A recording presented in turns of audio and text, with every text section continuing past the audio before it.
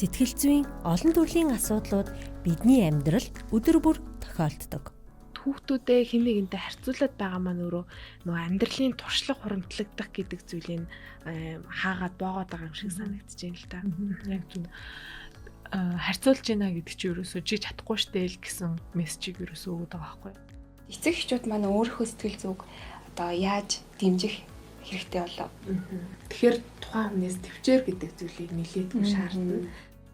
Сэтгэлийн тэнхээтэй хүн гэж яг хэн бэ гэдэг тэрийг тодруулах зүйлийг үзэгчтэй хаваалцвал ямарваа асуудал тулгархад ямарваа бэрхшээл тохиолдоход тэрийг хэрхэн даван туулж чадаж байна вэ гэдгээр тэр хүн хэр сэтгэлийн хаттай юм бэ? Сэтгэлийн хат өндөртэй хүн юм уу эсвэл сул байгаа мó гэдгийг нь бас мэдэх боломжтой.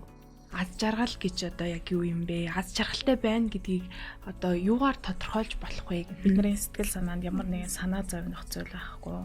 За сэтгэл бүрэн дүүрэн байх, амьдрал маань дутагдах зүйл байхгүй, хүрэх гэсэн зорилгодоо хүрсэн байдал гэд яг аз жаргал мэдэрч байгаа тэр бүрэн дүүрэн байдлыг л аз жаргал гэж томьёолоод байна. Сэтгэл зүйн эрүүл мэндэд анхаарахад тань туслах зорилготой Тархины халаас подкаст нэвтрүүлгийг Пүрэв гарагийн 19 цагт Химнэл радио 91.7-оор хүлээн авч сонсоорой. Таны энэ өдрийн мэндийг хүргэе. Тархины халаас сэтгэл зүйн нэвтрүүлэг подкастын цоо шинэхэн дугаар та бүхэнд хүргэж байна. Өнөөдрийн подкаст нэвтрүүлгээрээ нийгэмд бас нэлээд яригддаг сэдвүүдийн нэг болох тэгээ бас төдийлөн гэхдээ ярьж чаддгүй энэхүү сэдвийн талаар ярих гэж байна. Өнөөдөр та бүхэнтэй донтолтын сэтгэл зүйн талаар ярилцах болно. За урилгын маань хүлээж авч ирсэн танд баярлалаа. Таны ажил сайн байна уу? Ажил сайн байна. Тэгээс өрсөнд баярлалаа.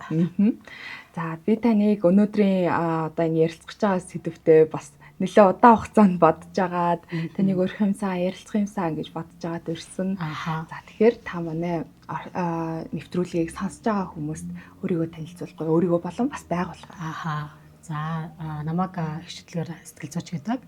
За ер нь бол одоо 2018 оноос хойш одоо өөрчлөлтийн хөгжиж сэтгэл зүйн төв байгуулад за бид нар ер нь архины хамаарал за донтолт за онцгойлон бас тэдний гэр бүлийнхэн рүү чиглэсэн сургалт зөвлөгөөнүүдээр илүү дагнаа ажилдаг ийм сэтгэл зүйн төв байгаа. За тэгээд Facebook дээр өөрчлөлтийн хөгжиж их юм бол манай байгууллагын пэйж гараад ирнэ. За миний хувийн болохоор сэтгэл зүйч гიშгэ гэд хайх юм бол илүү миний хувийн одоо Facebook руу холбогдож болохоор байгаа. За тэгэхээр та сая донтолтын чиглэлээр манайхан ажиллагаа гэдэг чинь шүү дээ. Яг одоо ингээл урд өмнө нь ал хүмүүс за архины хамааралтай хүмүүсийн талаар ч юм уу эсвэл одоо янз бүрийн мансууруулах бодисын хамаарлын талаар энэ төр илүү их сонсч ийсэн байх. Уншиж ийсэн байх. За сүүлийн үед гэтээ нийгэмд нэг хүмүүсийн санааг их зовоод байгаа зүйл бол цахим мөрөдөө тоглоомны одоо донтол түүнээс л маш олон хүмүүс хохирж ийна гэдэг зүйлийг ярих болжээ. Гэхдээ ингээд бүгднийг ярихаар донтолт гэж яригадаад байдаг. Тэгсний дотроо бас ингээ айгүй олон төрлөө гадах шиг байна л да. Тэр хоёлаа яг донтолт гэж юу юм? За тэр дундаа өнөөдөр би бас илүү онцлмаар байгаа тэр цахим мөрөдөө тоглоомын донтолт гэж яг юу байгаад байгаа юм бэ гэдэг талаар ярилцъя. За ер нь нөгөө яг ингээд донтолт буюу ямарваа нэгэн зүйлд хамаарна гэдэг зүйлийг ер нь одоо яг өөрийгөө шалгах нэг хэд хэдэн үзүүлэлтүүд байгаа байхгүй. За тэр нь тухайн одоо бодис байж болно. За эсвэл үйлдэл байж болоод байгаа байхгүй. Ерөнхийд нь яг ингээ хоёр хуваачиж байгаа. Бодисынх байна уу, үйлдэлх байна уу? За тухайн бодисын байна уу, үйлдэлх байна уу? Одоо түүнээс шалтгаалаад хэрвээ тухайн зүйлийг хэрэгжилж байгаа юм цикл давтамж байна уу? За энэ давтамжийг шалгаж байгаа. За дараагийн нэг зүйл нь болохоор нэг одоо тоглоод эхлэхээр нэг уугаад эхлэхээр гэдэг ч юм уу гэд зогсолтгүйгээр хянаж чадахгүй. Тухайн хэрэглээгээ зогсоож дийлэхгүй байгаад байгаа хяналтаа алдах. За дараагийн зүйл нь болохоор одоо тэр зүйлээсээ зогсоох гээд болох гээд ингээд янз бүрийн аргууд хэрэглэгч одоо буцаад орчоод байгаа бол буцаад одоо тэрийгэ зогсоож дийлэхгүй дахиж за нэг сар завсралдаг ч юм уу эсвэл 6 сарын дараа ч юм уу дахиад тэр юм руугаа үйлдэл юм уу бодис руугаа автчаад байдаг болвол за тэгээд дөрөвт нь яг таны хэрэглээнээс шалтгаалаад таны хувь хүний чинь одоо бие физиологийн сэтгэл зүйн байдал за карьер болоод гэр бүлийн одоо асуудал зөрчил маргаан үүсэж байгаа бол яг тухайн зүйлээсээ та донцсон хамаарсан байна гэдэг юм л шалгаж байгаа гэсэн үг. Тэгэхээр яг одоо би сая одоо хамгийн гол дөрвөн зүйлийг л одоо хэлж байна шүү дээ. Бүх донтолтон дээр илэрдэг дөрвөн зүйл баггүй ямар ч дом байна уу. Хэрвээ яг энэ зүйлүүдээс нэг нь л илэрж байгаа болвол ер нь та бодож одоо үзэх шаардлагатай байна гэсэн үг байхгүй тухайн хүн. Тэгээд илүү баталгаажуулъя гэж байгаа бол мэрэгжлийн хүн рүү хандаад яг үнэхээр би энэ зүйлээс хамаарат байгаа мó үгүй юу гэдгийг нэг шалгачаад хүн бол зүгээр байгаа. За тэгэхээр сая та хэллээ штэ одоо бодисоос болон тэр үйлдэлтэй холбоотой гэдэг. Тэгэхээр одоо нөгөө цахим мөрөөдө тоглоомны донтолт маань бол илүү үйлдэлтэй холбогдож байна гэсэн үг байна тийм ээ. Тий. Илүү үйлдэл тэн дээр одоо янз бүрийн ингээ юм одоо хэрэглэхгүй байгаа даа штэ. Тухайн хүн одоо бодисох гэхэр чи одоо хоолных байж болно. Бусад одоо сэтгцийн юм масууруулах бодис. За тэгээд амттангууд байна тий. Одоо чихрийн донтон одоо хамааралт болсон ч юм уу. За тэгээд одоо тэр ч юм бол чихрийн сахар донтолт гэдэг байгаа штэ тий. За тэгээд кофе час байж одоо болж байгаа байхгүй юу. За үйлдэл гэхээр одоо яг энэ ямар нэгэн зүйл үйлдэл хийгээд байна шүү дээ. За тоглоомын донтолт байна, мөрөдө тоглоомын донтолт байна. За мөнгө өрөх, тэмдэгтэрхий их одоо дэлгүүр хийсэх, за ажлын донтолт ч юм уу гэдэг. Ингээд нөгөө за бэлгийн дон гэдэг. Энэ өөрөө ингээд одоо олон мөчр салгаанууд байгаад байна л да. Тэгэхээр одоо нөгөө өнөөдөр би нөгөө тантай илүү онцолж ярих гээд байгаа маань болохоор цахим мөрөдө тоглоомны донтолтын талаар ярилцъя гэдэг байгаа шүү дээ. Одоо анх энэ зүйлийг бас ингээд сонсоод эхэлж байхад ч гэсэн надад бол одоо Монголд иймэрхүү ойлголтууд их яригддаг болж байхад гэх юм уу. Би өөрөө ч гэсэн ингээд ойлгодгүй л л да. Эргэн тойрны хэн нэгэнд иймэрхүү асуудал нэг тулгараагүй ч юм уу те. Тэгэд нэг тийм түгээмэл биш байх гэж хүн ялах хөнгө бодоод идэм байл л да. За тэгээд цаг хугацаа ингээд яваад эхэлсэн чинь сая ковид ч гэсэн бас их нөлөөлсөн юм шиг надад санагдсан.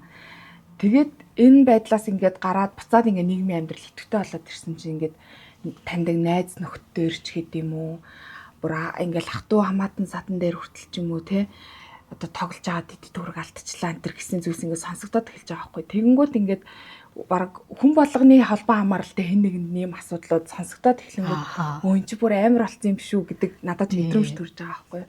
Тэгэхээр ер нь Монгол улсад яг ийм цахим мөрөөдө тоглоом ер нь хэр их түгээмэл байгаад байгаа юм бэ? Статистик энтертэй холбоотой зүйлс хэрэг байгаа вэ? Яг одоо цахим донтолтын талаар биш одоо цахим мөрөдө тоглоомын донтолтын талаар одоо статистик тоо баримтыг яг төдийлөн бол гаргаагүй юм л да. Доогорол яг уу одоо сошиал хэрэглээ буюу одоо утасны хэрэглээний талаар хэд хэдэн судалгаанууд бол байгаад байгаа. Ялангуяа онцгойлон залуу үеэрөө хүүхдүүд рүү хандсан юм байгаад байна.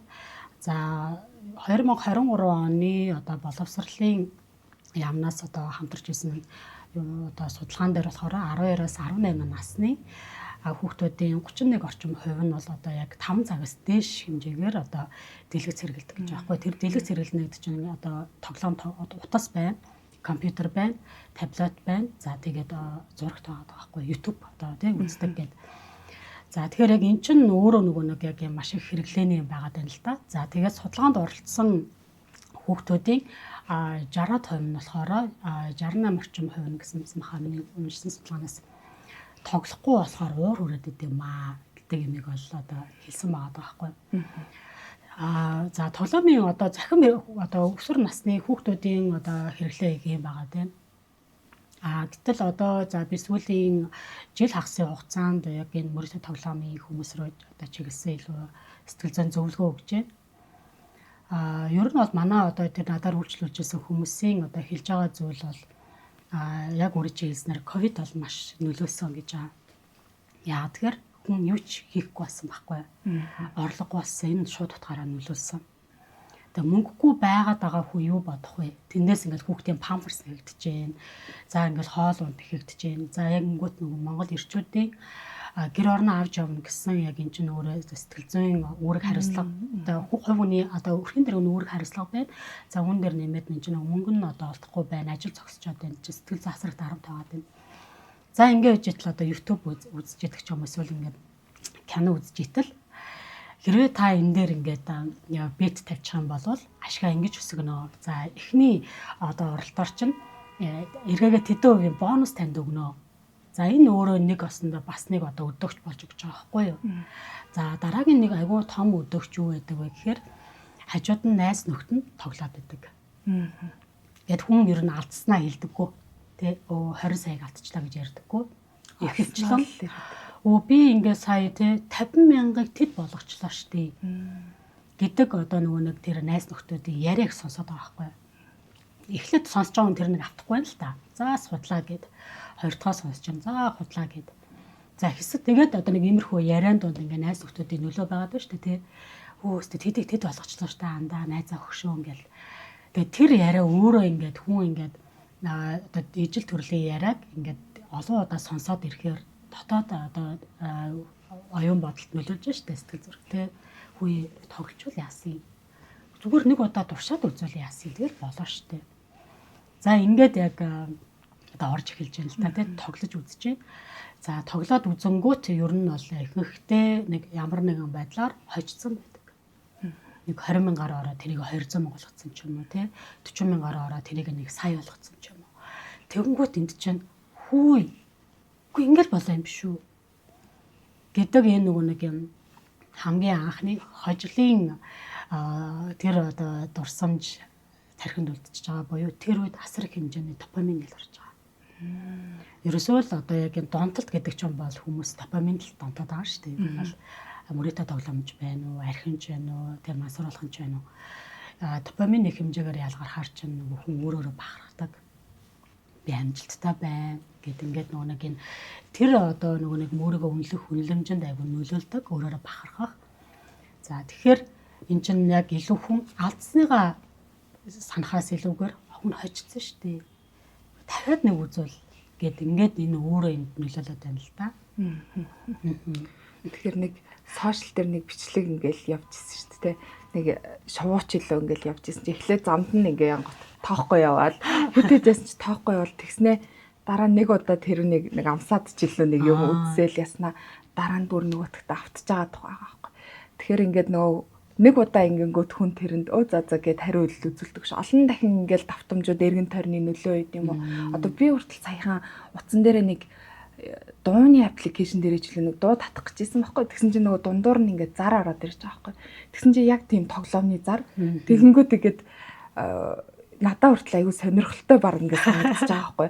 Та ингээд тэгэл ингээ мөнгө хожино. Энд чинь ингээд сайхан боломж биш гэж юу гэтэгэнгүүт хүмүүс ингээл яг бүр аягүй автуулдаг байх нь штэ гэсэн ингээ мэдрэмж надад төрүүлж байгаа байхгүй. Тэгэхээр одоо баг хинчл энэний нөлөө нэг автаж магадгүй л бас санагдаад байна л да.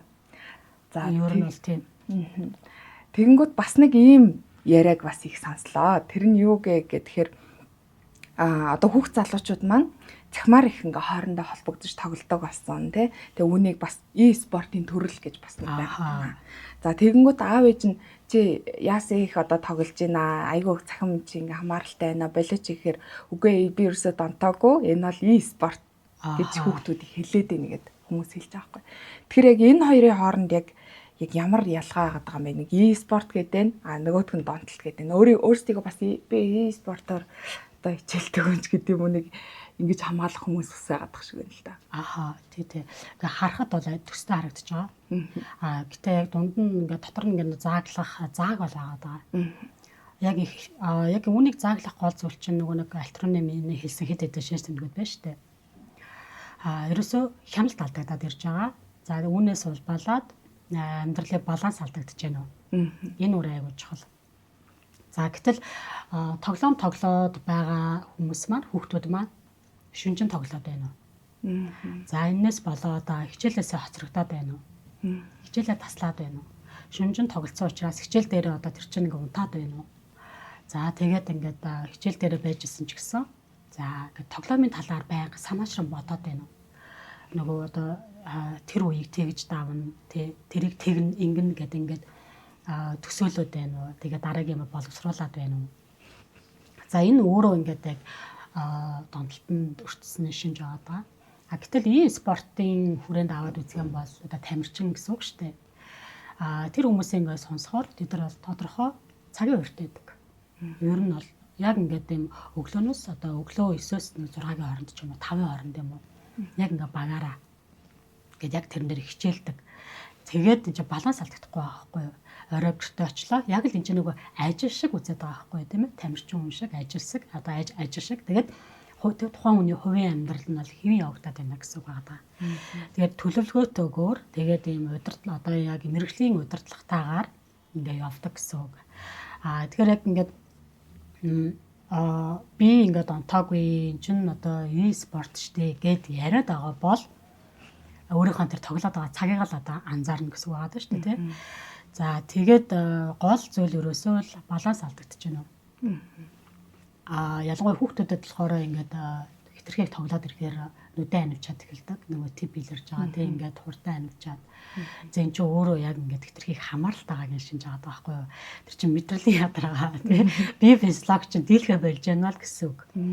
Тэгэхээр ерөөсөө л хооллох туршил хэвээрээ байна уу? За тэгээд өрөөнөөс ихээр гарч байна. Гадаа хүүхдүүдтэй ихээр тоглох одоо найзуудтайгаа ихээр одоо ингэж боддоор уулзаж ярилцж байна. Яг энийг анзаарна гэсэн үг. Тэгэхээр ч нэг баланс алдагдаад ирэхээр чинь царайны одоо тий байдал нүдэн амар ядаргаа болцсон тий зайлдэл уруул аманд татгах. За тэгэл хоол идэх хүсэлгүй байх, айгу туранхай байх. Өөрийнхөө өрөөндөө хит их одоо цагийг өнгөрөөх гарахгүй байх. За тэгээд нөгөө нэг юм тоглож байгаа талаар нь хэлэхээр уурлах, бухимдах, стресстэх. Тэгээд өөртөө тоглох орчныг бүрдүүлэх, аль болох янз бүрийн уулзалтуудаас өөрийгөө тусгаарлаад одоо найзууд нь уулзыг амар төвхтөө санагдал тий ядаргаатай ингээл дургуцах. За эдгээр бол ерөөсөө л тоглоомын шинж байгаа даа.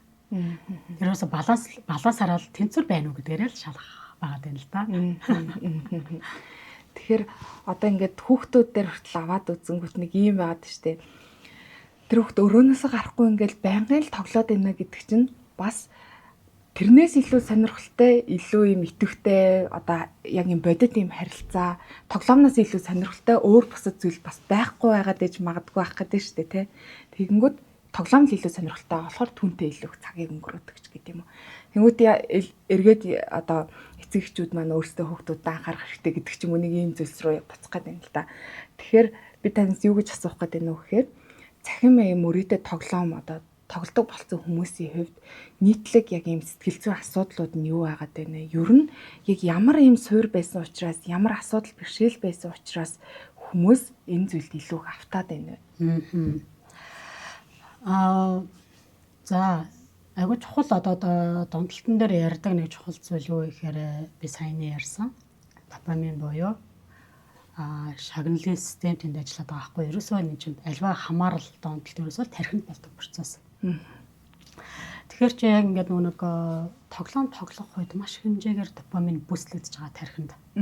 Хэвийн хэмжээнд бүслэгдэхээс илүү. Гэтэл одоо допамин хэвийн хэмжээнд бүслэхдээ одоо би одоо уулын орой дээр гарна гэд зорилго тавьчаад тэгээ тэндээ гарч ивэл ингээд допамин ялгардаг.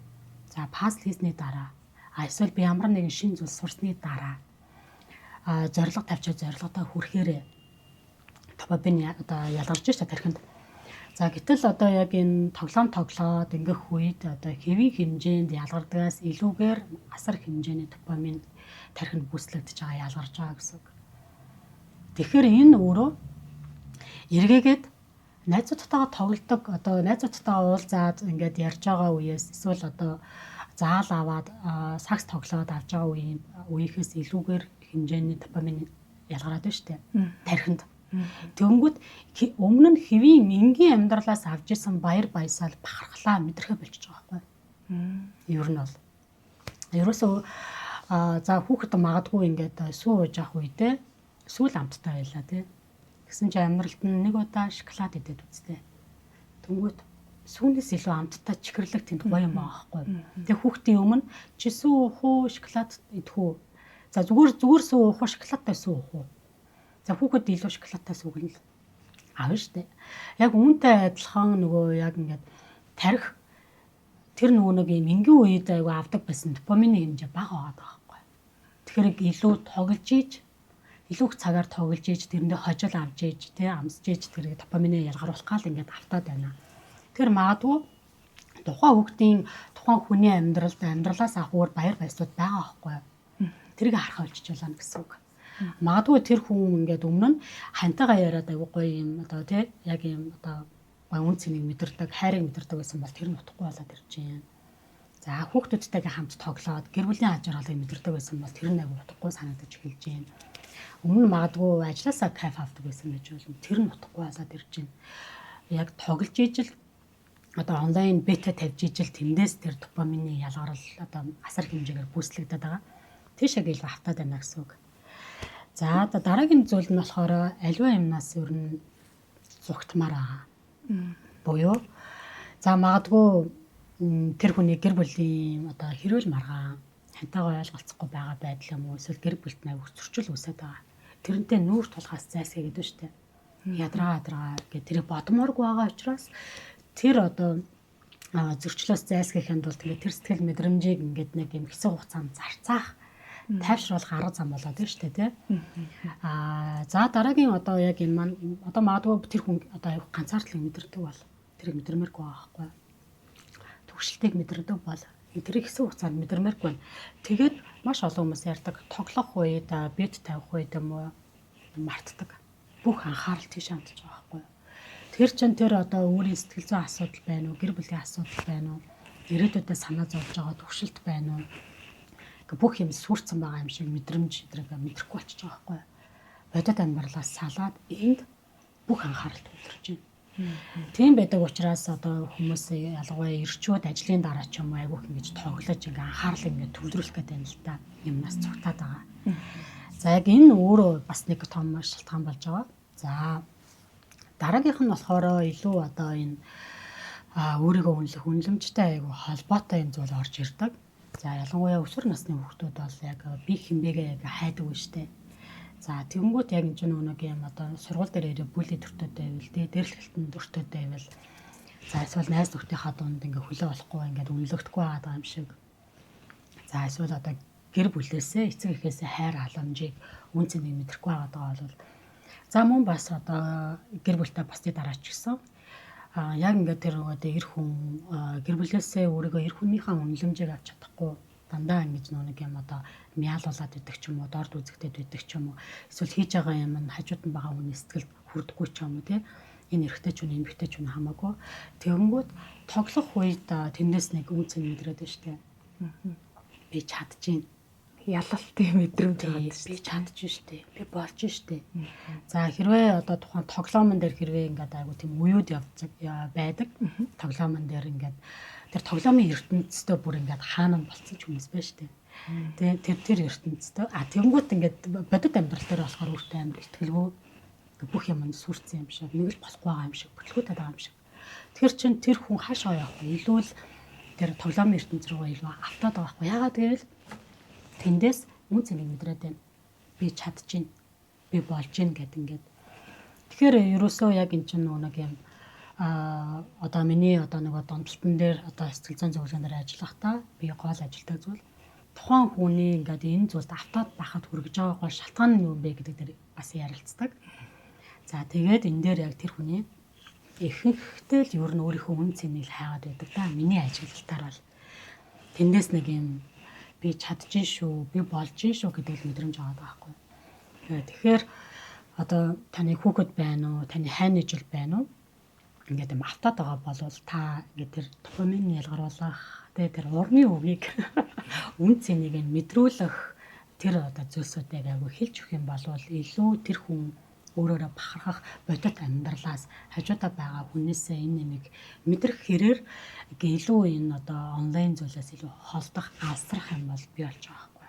Аха тэгэхээр одоо саяны таны хэлсэн ингээд шалтгаануудыг сонсохоор ер нь бол хүн ингээд сэтгэл зүйн хувьд одоо яг бодит амьдрал дээр асуудал бэрхшээлтэй зүйлээс ихэнхдээ ер нь бол зүгтаад бодит амьдрал дээр авч чадахгүй байгаа мэдрэмжийг тэр өөр цахим тоглоомын орон зайнаас аваад байгаа учраас тэнд илүү хүн одоо нэг юм сайхан ерөөсөө хүн муухай мэдрэмж авъя гэж хинч бодохгүй шүү дээ тий. Сайхан мэдрэмж аваад байгаа учраас тэрэндээ илүү төвлөрөөд идэм байх гэж би ингээд одоо нийтлэг юугаар нь харж байгаа байхгүй. Үүнээс гадна бас одоо ингээд сая бол сэтгэл зүйн шалтгаанууд ер нь ярьлаа шүү дээ хүний өөрийн харилцаа энтертэй холбоотой тий.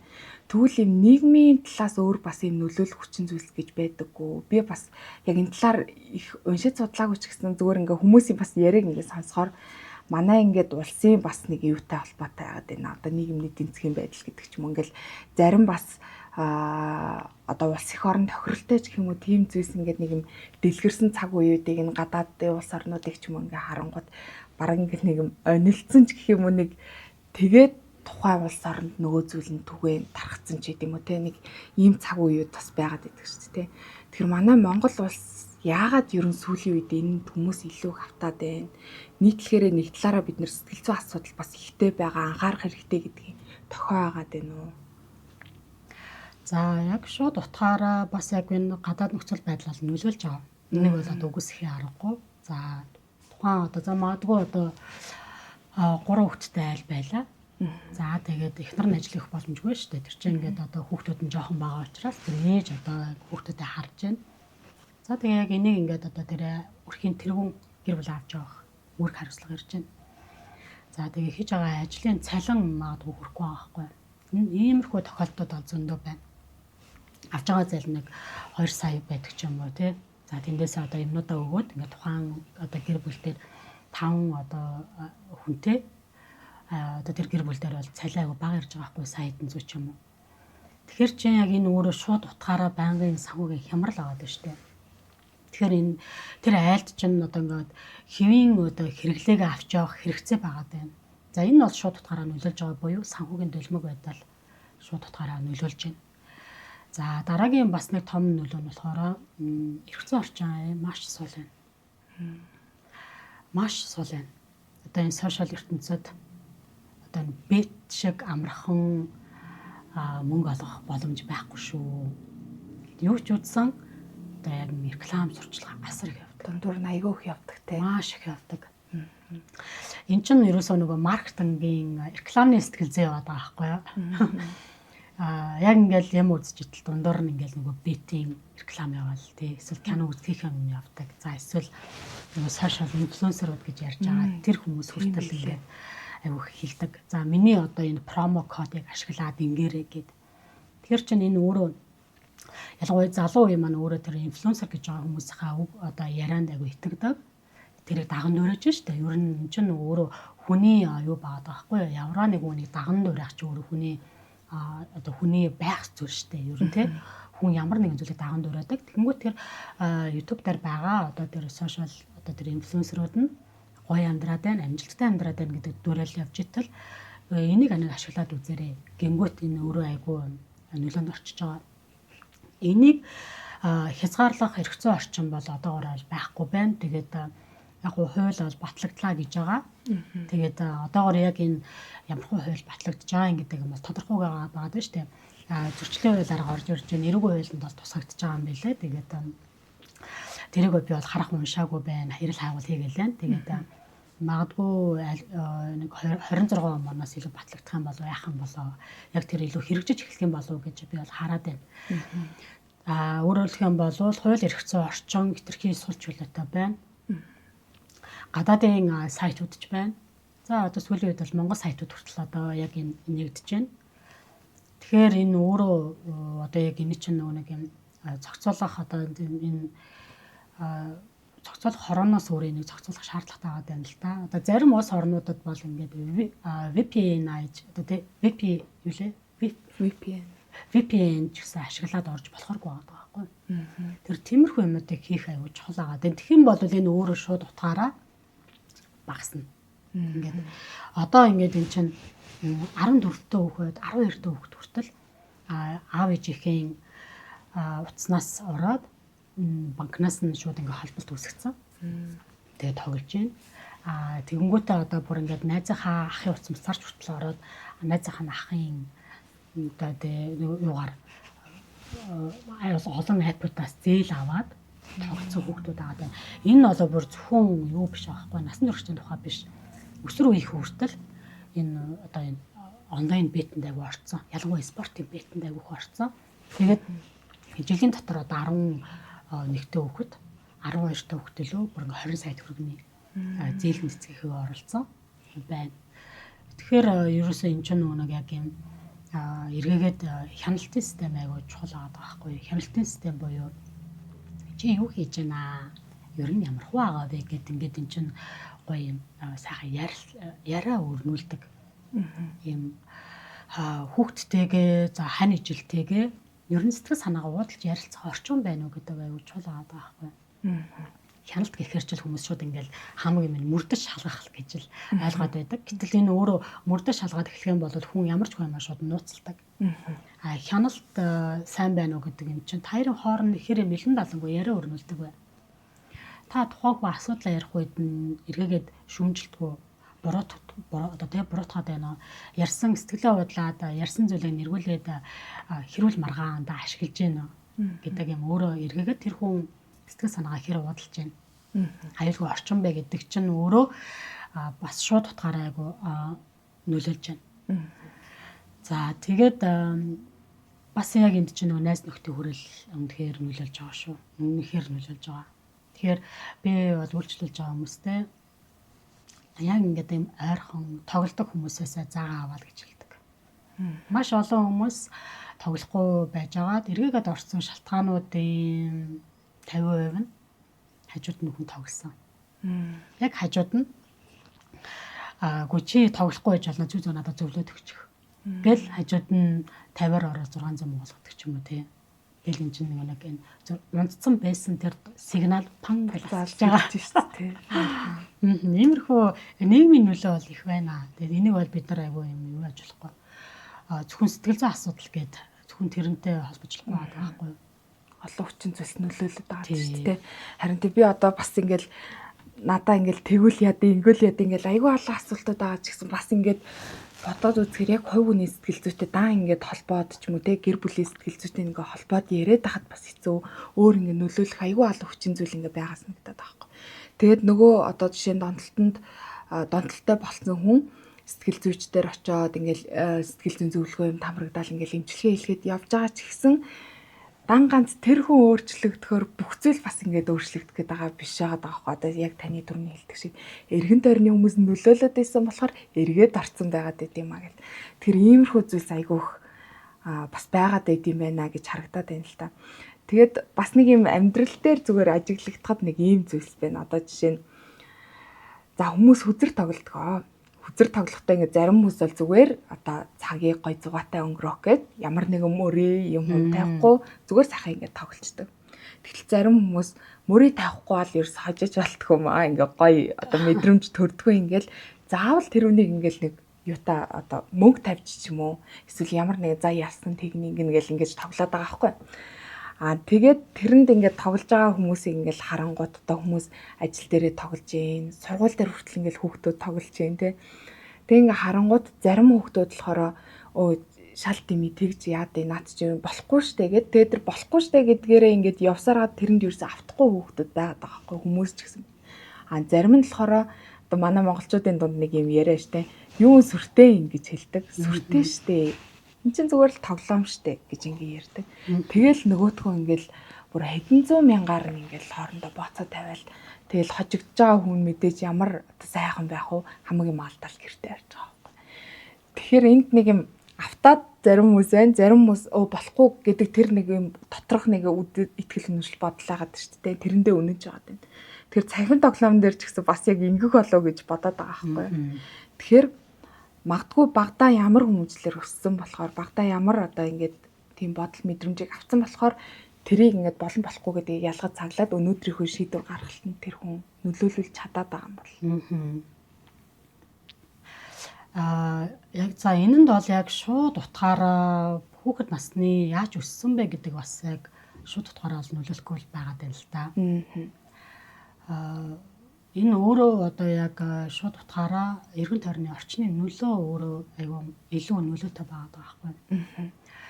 Манай одоо надтай уулзж байсан хүмүүсээс айгүй тийм юм зөв хүмүүжил дотор өссөн хэрнээ. Тэгээд хэрвээ манай найзууд намайг ингэж тоглодог гэх юм мэдх юм бол гайхнаа. Боёо одоо тухайн хүн найз нар дундаа ч өссөн айгүй тийм сүрхий айхтар ерөөсөө тийм зүйл хийн гэж төсөөлөгдөх байгаа хүн хүртэл автцсан байгаа байхгүй. Тэгэхээр энэ өөрөө яг ингээд нэг за хэрэг хүүхэд наснда ийм байсан бол гэдэг гэж хэлэх юм бол айгүй өрөөсгөл байгаа юм л та. Ерөөсөө энэ ерөөсөө л ойлгох нэг чухал зүйл нь тархины л одоо тэр шагналын систем байгаа байхгүй. Тэгэхээр яг илүү тухайн хүн одоо ямар асуудал дээр яваад байна. Юуг эндээс авах гээд байгаа юм. Өөрөөр хэлбэл тухайн донтолтоос тоглоом нь байна уу, бет нь байна уу, тэндээс нэг юм аваад байгаа байхгүй. Нэг сэтгэл зүйн хэрэгцээ хангагдаад байна гэсэн үг. Тэгэхээр тэрийг л илүү анзаарна гэсэн үг байна л та. За гэхдээ яг гоо одоо энийг зарим аав ээж сонсч байж болох юм тий. Хэрвээ ямар нэгэн зүйлд юм донтолтонд өөрийгөө хамгаалдаг ийм сэтгэхүйтэй болгож өсгөё гэж байгаа бол та хүүхдийгээ үгүй гэж хэлж сургадаг болгох аюул чухал. Хүний нөлөөнд автах. Гүүгээр үгүй гэж зоригтой хэлдэг болгох. Энэ өөр аюул чухал. Одоо нэг юм хитрхийн юм дуулууртай сайн хүүхэд аюул өсгдөг. Гэх юм бол сайн байна гэж сайн том хүний үүдээс чи юу яриад байгаа. За эцэг эхийн үүдээс бүр цор хийдэг боллоо. За энэ үгнүүдийн цаана энэ өөрөө юу яваад байна гэхээр үгүй гэж хэлэх нь муу юм байна. Үгүй гэж хэлснээрээ би буруу юм байна. Гэт эн чинь өөрөө нэг юу яагаад байна л да. Хитрхийн юм дуулууртай сайн том хүн өсгөөтэй. Тэр чинь энэ яг хүүхэд ахта аав ээжийнхээ үгэнд орно гэж хэлсэн бол том болоод ирэхээр өөрийнхөө хүндэлдэг хүний үгэнд орно. Эрх мэдэлтэй хүний үгэнд орно. За найзуудынхаа үгэнд орно. гэдэг юм нөлөөмтгий автомтгой байх гэдэг шүү дээ, тийм. Тэгэхээр яг илүү үгүй гэж хэлж сурах, өөрийнхөө үзэл бодлыг илэрхийлж сурах. Тэрэн дээр илүү нэг юм ажиллах нэг чухал байгаа юм л да. Тэгэх юм бол нөлөөнд автахгүй байх. За тэгээд электронны миний хэлсэн дахин татвардаж хэлж байгаа элен далангуй чөлөөтэй ярилцдаг байх. Өөрөөр хэлэх юм бол тэр хүн амжилттай ярихын хажуугаар алдагдaltaа болохгүй байгаа юм ач гэсэн ярьдаг. Тэгээд тэрийг шүүмжлэхгүй сонсох. Тэр өөрөө айгүй юм чухал орчин байгаа тийм. Хань ижил дээр ч гэсэн тийм яг хань ижил чинь таны хань ижил тулгарч байгаа асуудлаа ярихад эргээгээ тэрийг нь хэрүүлд ашигладаггүй байх. Энэ өөрөө одоо хосын харилцаан дээр хамгийн чухал зүйл байгаа байхгүй. Хэрвээ одоо та хань ижлийнхэн хамгийн сайн найз нь л байх аюул чухал байгаа байхгүй. The best friend тийм. За хандаа би юу ч ярьсан миний хань бол миний талд цогсно гэдэг сэтгэлгээг та хажууд байгаа хандаа л үсгэх. Тэхийн тулд юу байх юм? Best friend тийм хамгийн сайн найз байхын тулд юу байх юм? Ярьсан зүйлээр нь шүүмжилдэг байх. Ярьсан зүйлийг нь хадгалж чаддаг байх. Тэр хүн ямар ч асуудал, ямар ч буруу юм ярьсан бэ? Өргөжлүүлэн хүндэлдэг байх. Тэ чи чадна штэ найзаа гэд хэлж чаддаг байх. Тэгэхээр одоо хосын харилцаанд эргээд аваад үзэхэд би ханыхаа best friend нь байж чадчихна уу? Эсвэл би дайсагнаад байна уу? Битүүрийн харилцаа ямар аа юм бэ? Гэт энэ өөрөө нэг эргүүлээд тухайн хүн донтолтоос гаргаад аюу чухал хүчин зүйл болдог. Яагаад тэгэхээр донтолтон дээр одоо ажиллахад зөвхөн донтоод авантай ажилдаггүй. Энэ гэр бүлтэй хамт ажиллах хэрэгцээ шаардлага асар өндөр байдаг. Тухайн хүн магадгүй тоглохгүй нэг 6 сар, 3 сар болдог, жил болдог. Ихэвчлэн эргээгээд орох одоо хүчин зүйлүүдийн нэг зүйл нь болохоор хамгийн том нөлөө нь гэр бүлийн хүн байдаг. Хань байдаг тий тэр эхнэр нь байна уу, нөхөр нь байна уу. За эсвэл одоо яг өөрийнх нь эйженчүүд юм уу ингээд яг энэ өөрөө эргүүлээд айгу том нөлөө болдог. Тэгээ үнийг бид нар болохоор яг давхар хамаарал гэж бол хэлдэг байгаа даа. Тэгэхээр тухайн хамааралтай хүн, давхар хамааралтай хүн хоёр өөрсдөө сэтгэл зүйн одоо нэг зөвлөгөө тий тэрэндээ хамрагдчихийж, эрүүл болж иж тэр хүн тухайн хамаарлаасаа ангижраад тахилтанд орохгүй байх тэр хугацааг илүү уртсгаж байгаа. Тэгэхээр одоо нэг яг тэр хүний илүү ямар орчинд өссөн бэ гэдэг бол тодорхой хэмжээнд нөлөөлнө. Гэхдээ энэ өөрөө хамгийн том хүчтэй зүйл биш байгаа байхгүй. Яа тэгэхээр заримдаа хүмүүс ингэж нэг би ийм орчинд өссөн учраас би ингэж амьдрах нь аргагүй штэ гэдэг ингэж өөртөө бас юм зөвтгөх шалтгаан болж болно. Гэхдээ тэр хүн одоо магадгүй хүүхэд наснда ямар ч гэмтэл авсан байж болно. Би тэрийг бол одоо үгүйсэхгүй те. Би өөрөөс хүүхэд насны траума дээр ажилладаг хүний хувьд. Гэхдээ энэ нь өнөөдөр би яаж амьдарч байгаа вэ гэдгийн шалтгаан одоо хамгийн том шалтгаан байж болох байгаа байхгүй. Яагаад тэгэхээр одоо би насанд хүрсэн хүн. Одоо би өөрийгөө өөрчилж чадна шүү дээ. Би хүүхэд наснда ийм гэмтэл авсан байж болно. Гэхдээ би одоо насанд хүрсэн, том хүн болсон, эргэн тойронд тусламж авах боломжууд байгаа тань. Тэн дээр би өөртөө ажиллаад, тэг өөрийгөө өөрчлөөд тэрний нөлөөнд орохгүй байх. Тэр эрх мэдэл нь тэр насан болцсон байна. Амьдралын хариуцлага байгаа байхгүй. Би хүүхэд насндаа ингэж өссөн юм аа гэдэг нэг гэдэг чинь хохирчин сэтгэлгээ агаад байна. Хохирчин сэтгэлгээ өөрөө ийм одоо үргэлжлүүлэн хохирсоор л амьдраад авах шалтгаан болоод байна. Тэгэхээр одоо яг хуу нөлөөж болно. Гэхдээ дондалтан дээр ажиллахад чухал зүйл нь яаж одоо тэр дондалтаас гарах вэ гэдэг дээр аягүй ажиллаад байдаг. Тэгээ одоо шилбэл хүн ингээд одоо уул руу алхаж байгаа. За тэгээд ингээд дээшээ авирж исэн чинь ингээд нэг нөхрөө унчлаа тий нэг гинтийн одоо нэг байдлаар ингээд нөхрөө унчлаа. Тэгээд тэр хүн яах вэ? Яагаад унчив вэ? Би юунаас олоод унчив вэ? Нөхрөө орчоо гэдэг дээр анхаарах уу эсвэл яаж нөхнөөс гарах вэ гэдэг дээр ажиллах уу? Тэгэхээр ч илүү яг хамаарлын одоо дондалтан дээр ажиллаж байгаа юм бол илүү тэрэн дээр илүү ажилдаг гэсэн үг. Яаж эндээс гарах юм бэ гэдэг дээр илүү ажиллаад за тэгээ гарсныхаа дараа илүү яаж нэг урт хугацаанд илүү удаан юм эрүүл амьдрах вэ гэдэг дээр анхаарна. Тэгэхээр ерөөсөө амьдралын эрүүл хэв маягийг л өөрийнхөө амьдралд бий болгох. Энэ дээр илүү үргэлжлүүлээд ажиллана гэсэн үг. За тэгээд тэр хугацаанд магадгүй тэр хүний хувьд хүүхэд насны гэмтэлээр ажиллах шаардлагатай бол ажилдгаа гэсэн үг. Тэгэхээр одоо сая таны яриан дээр ингээ яригдлаа шүү дээ. Тэр одоо нүхэн тэр унтсан бол тэр нүхнээс яаж гарах вэ гэдэгт одоо илүү их ингээ төвлөрч одоо ажилтгаа гэд. Тэгэхээр би одоо бас яг саяны асуултыг асуучаад танаас асуух гэж байна. Энэ донтолд өөрөө яг эмчлэгддэг зүйл юм уу? Зарим хүмүүсийн хувьд бас ингээд буцаад орчоод байна гэдэг шүү дээ. Тэгэхээр бүрэн эмчлэгддэггүй зүйл юм шиг бас ингээд санагдаад байгаа байхгүй. Тэгэхээр яг бүрэн эмчлэгддэг зүйл юм уу? Үүнд яг одоо эмчлэгдэхгүй байгаад байгаа бол бас нөлөөлөө за гэр бүлийн ч гэдэг юм уу эргэн тойрны хүмүүс юм лээ. Өөр ямар хүчин зүйл байна?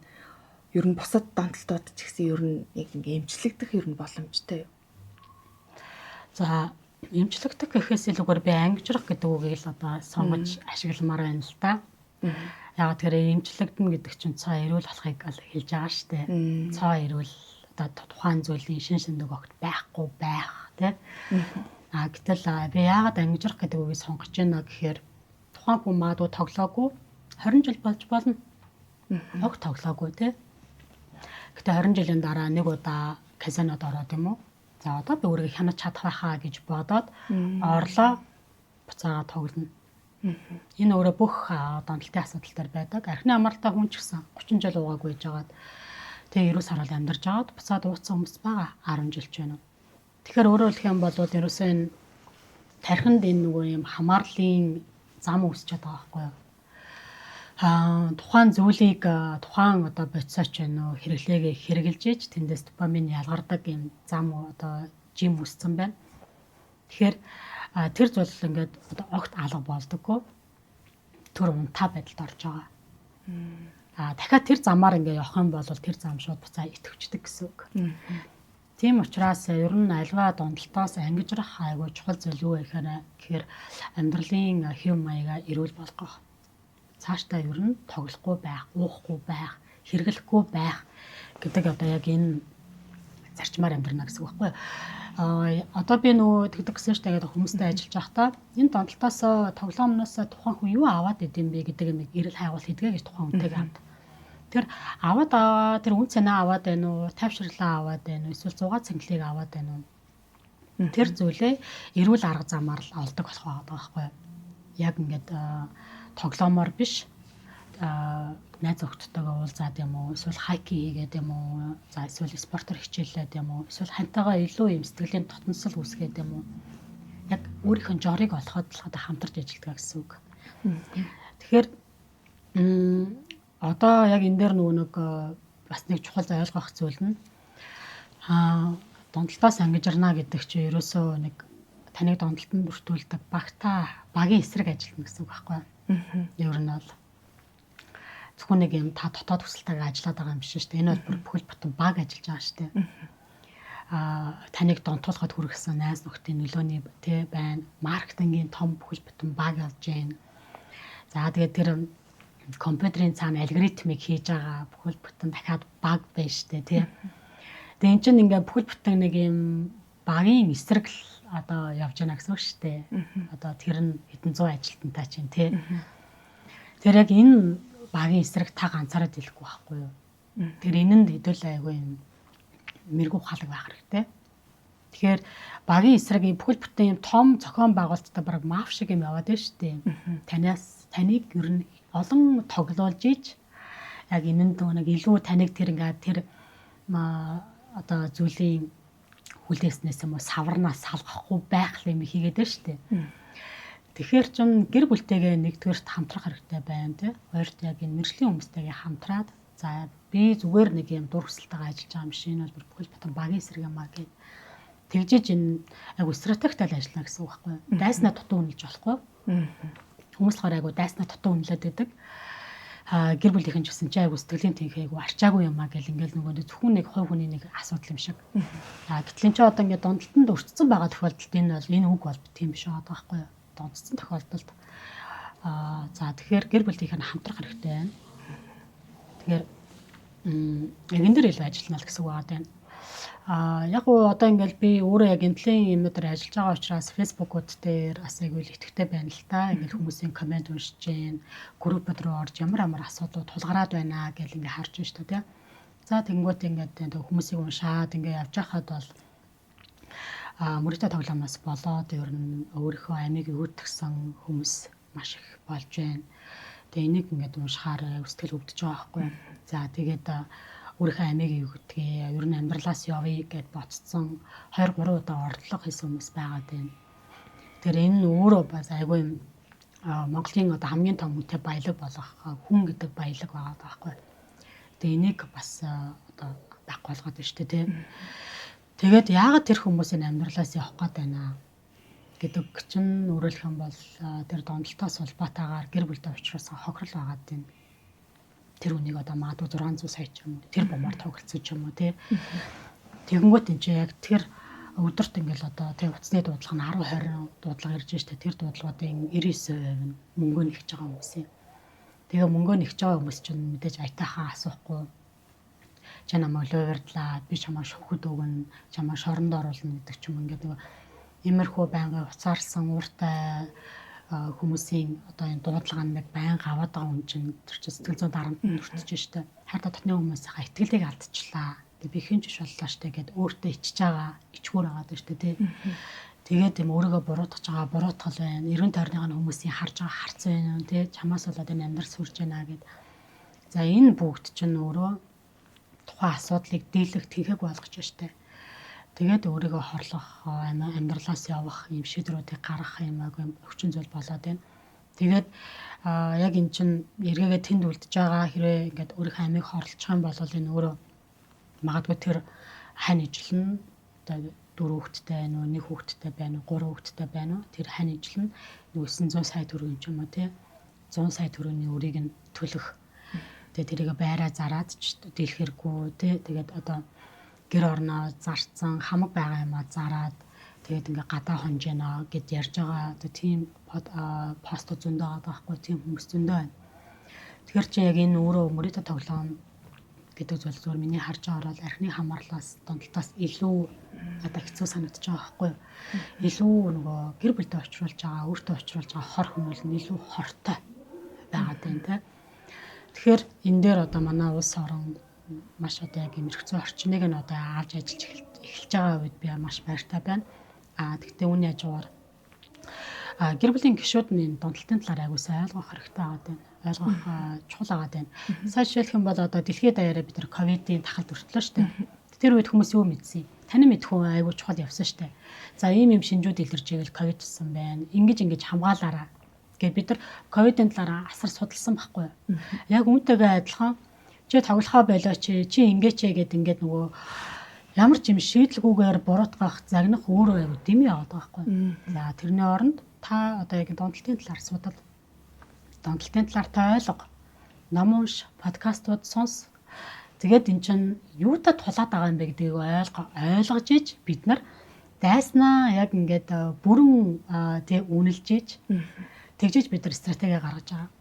Тэгжиж бид нар айгүй юм ялалтыг байгуулах байгаа байхгүй. Тэгэхгүй дайснаа тэгтэрхий дутуу үнэлээд байна. Тэгээд юм нөгөө ямар дайсандаа тулалдах байгаагаа огт мэдлэггүйгээр ороод ялагдаад байна тий.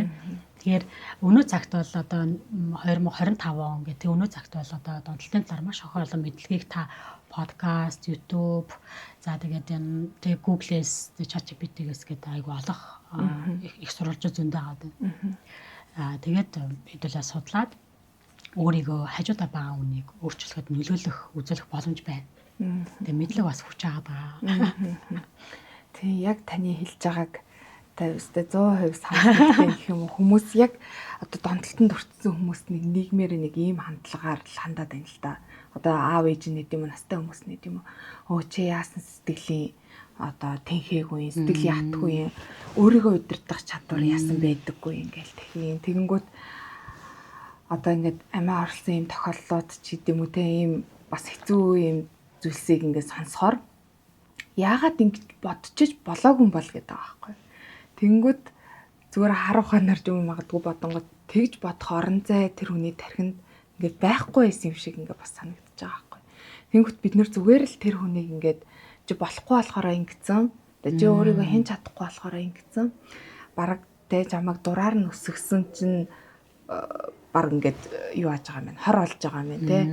Гэх мэтчлэнгээр нөгөө хүнийгээ л илүү буруутгаад идэг. Гэтэл тэр хүний хувьд заримд нь бол өстой нөгөө чихнийг нь хажуугаар юм өгнүүд явал заримд нь бол нөгөө өөрийгөө би муу хүн, би одоо үнцэнэ алдчих ингээл тэгж байгааг нь бүрэл ингээл нэг галыг нь улам өдөөгöd байгаа зүйл болоод байгаа юм шиг санагдаад байгаа байхгүй.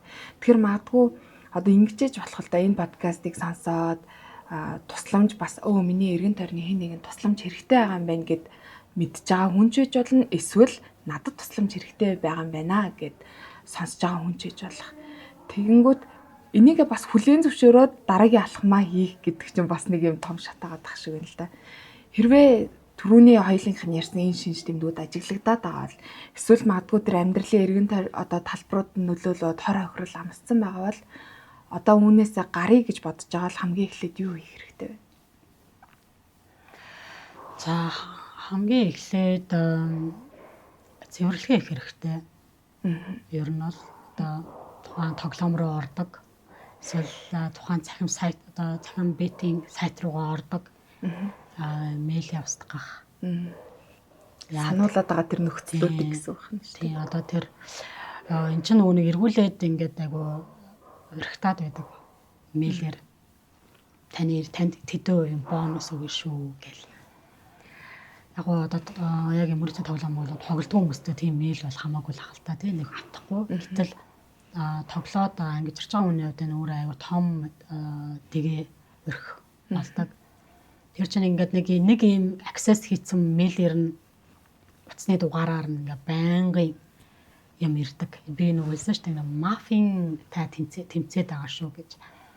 Тэгэхээр чи яг энэ ингээд байнгын ингээд мэйл рүү нэрнэ, утас руу ирнэ те. Хэрвээ одоо Facebook авал тэрэн рүү эсвэл Telegram-аар юм ингээд байнгын ингээд нүг юмуд ирдэг учраас гаднаас ирэх тийм одоо өрхтүүлэх юмудаас эхлээд нэгт өөрийгөө цэвэрлэх. За хоёрт болохоор зарлах. Энэ өөрөө айгуу чухал. Маш олон хүмүүс өөрийнхөө за би энэс ангижраа гэд зөвхөн өөртөө л болцсон байдаг. Ингээд яг над дээр ингээд зөвлөгөөнд ирээд хамрагдж байгаа хүмүүсээс ингээд асуухаар өмнө нь олон удаа оролцсон байдаг байхгүй юу? Гэтэ нууцаар хүнд ч хэлээгүй байдаг шүү дээ. Хүнд ч хэлэхгүй те. Тэгээд одоо болохоор яг ингээд илүү зөрөгтэй зарлах.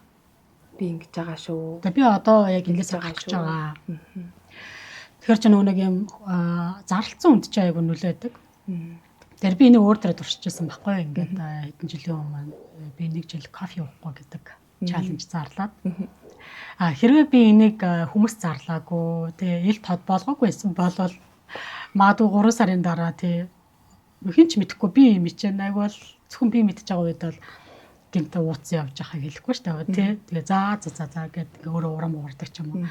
Гэтэл ингээд нэг жилийн туршид би ингээд 9 сараас дараагийн 9 сар хүртэл би огт уухгүй, кофе уухгүй.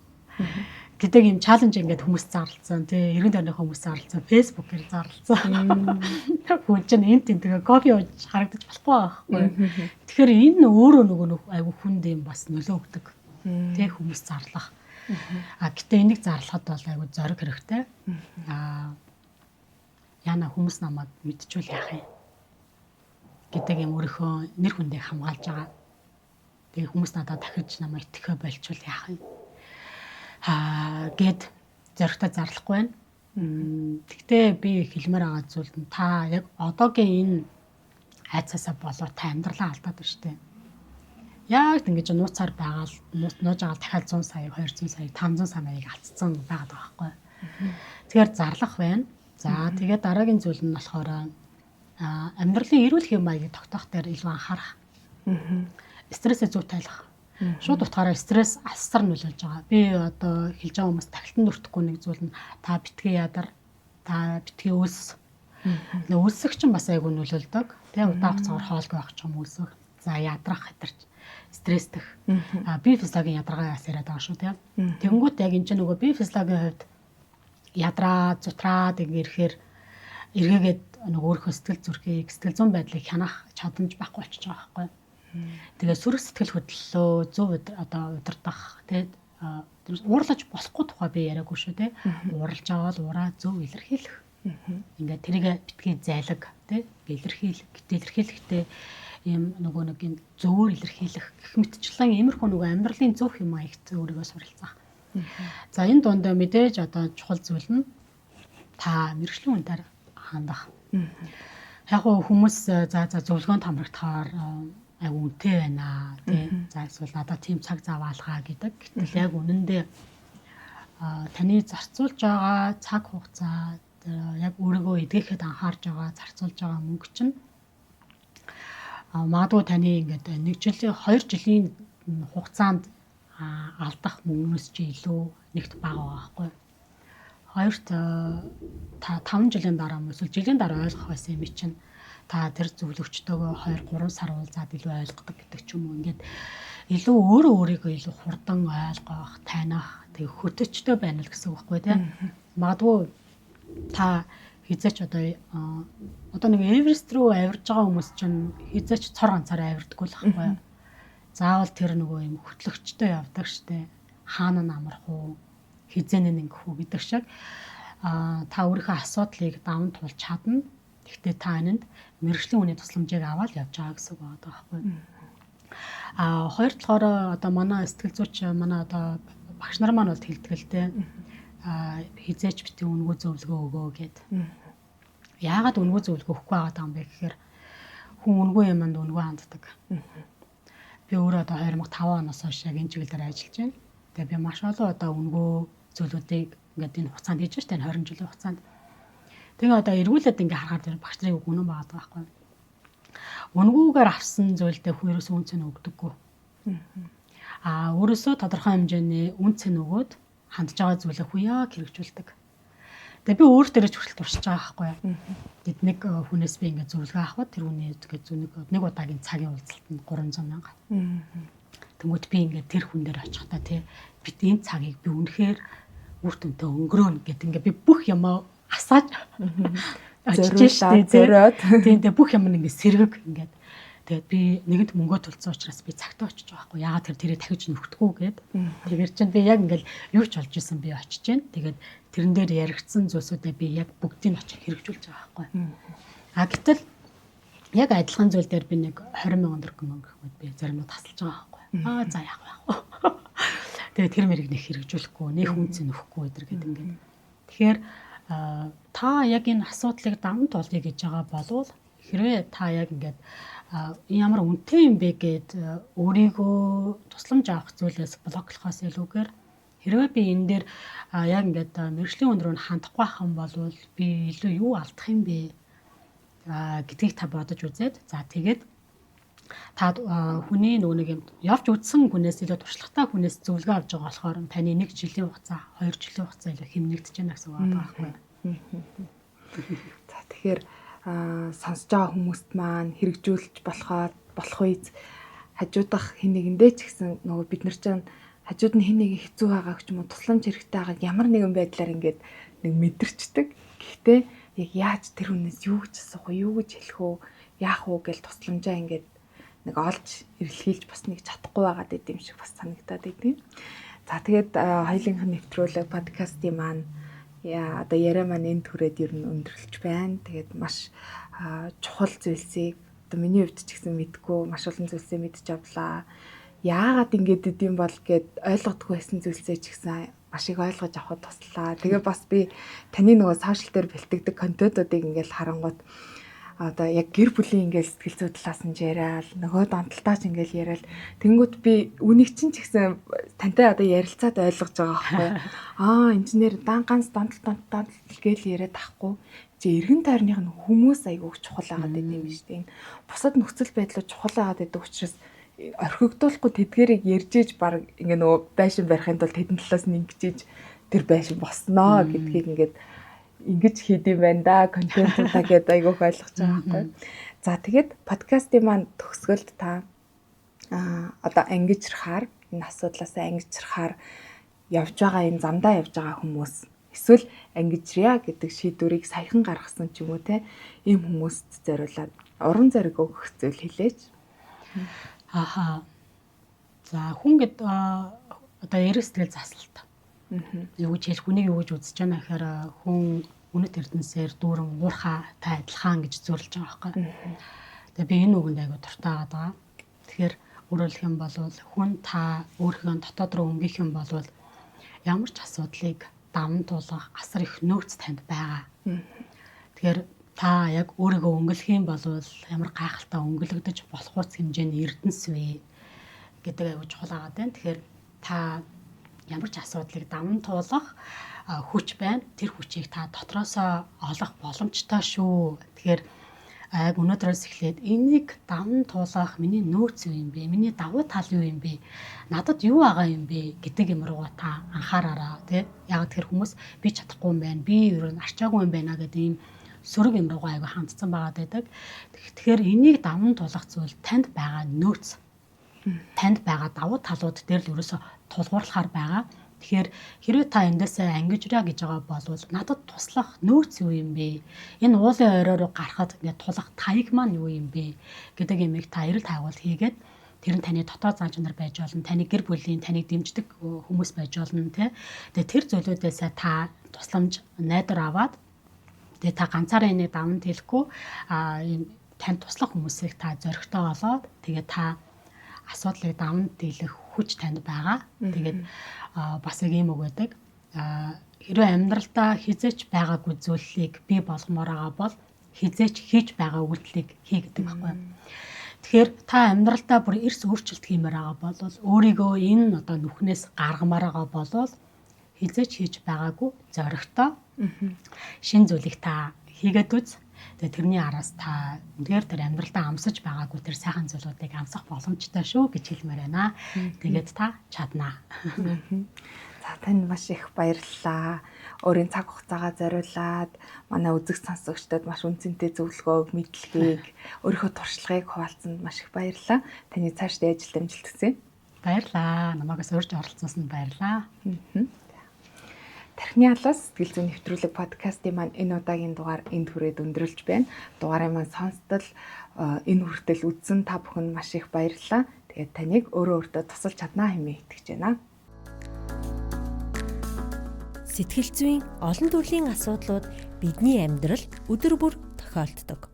Хүүхдүүдээ хэмээгэнтэй харьцуулаад байгаа маань өөрөө нөгөө амьдралын туршлага хуримтлагдах гэдэг зүйлийг хаагаад боогоод байгаа юм шиг санагдаж байна л да. Яг зөв харьцуулж байна гэдэг чинь ерөөсөө чи чадахгүй штэ л гэсэн мессежийг ерөөсөө өгöd байгаа байхгүй. Эцэг эхчүүд маань өөрийнхөө сэтгэл зүг одоо яаж дэмжих хэрэгтэй болов. Тэгэхээр тухайн хүнээс төвчээр гэдэг зүйлийг нэлээдгүй шаардна.